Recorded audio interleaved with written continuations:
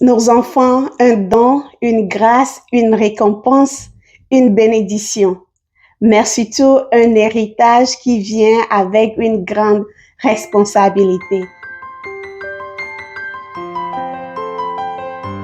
Bonjour, hello, bienvenue au rendez-vous des parents extraordinaires.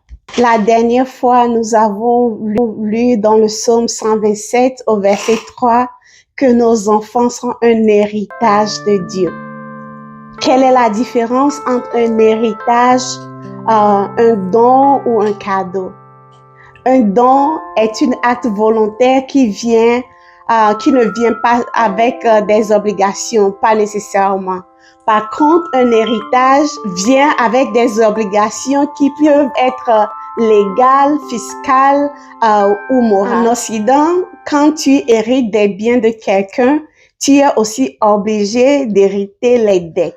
Des fois, il arrive que les gens disent non à leur héritage parce que les dettes sont plus nombreuses que les actifs.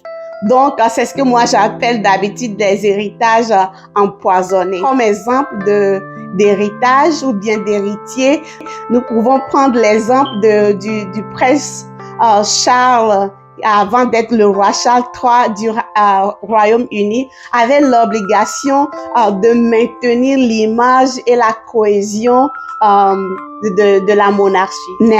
Maintenant, ma question pour toi, est-ce que tu veux toujours avoir cet enfant que tu désires tant?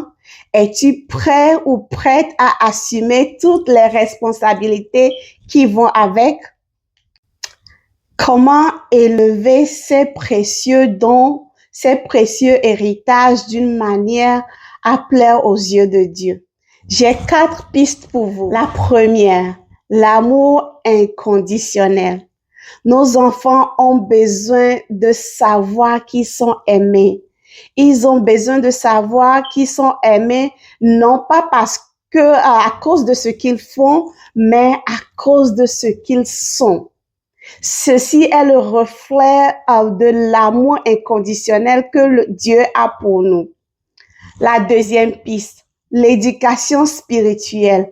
Enseigner à nos enfants à prier, à lire la Bible et à vivre selon les commandements de Dieu. Je dois vous l'avouer que cette piste est la plus difficile pour moi en particulier, mais Dieu aidant, j'ai pu faire quelque chose qui marche et je vous montrerai, je partagerai ces détails avec vous dans la prochaine vidéo. Troisième piste, la discipline juste. Il est vraiment essentiel de montrer des valeurs de la responsabilité à nos enfants.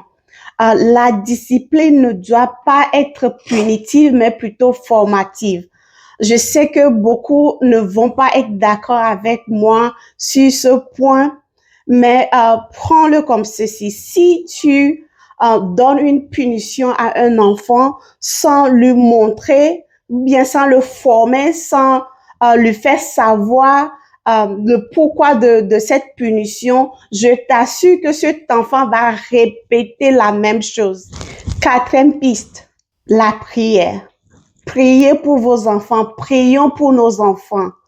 Confions-les à Dieu pour qu'ils deviennent des adultes sages. La prière, elle est vraiment importante. Confiez-les à Dieu parce que lui seul connaît ce qui est bon pour eux plus que quiconque.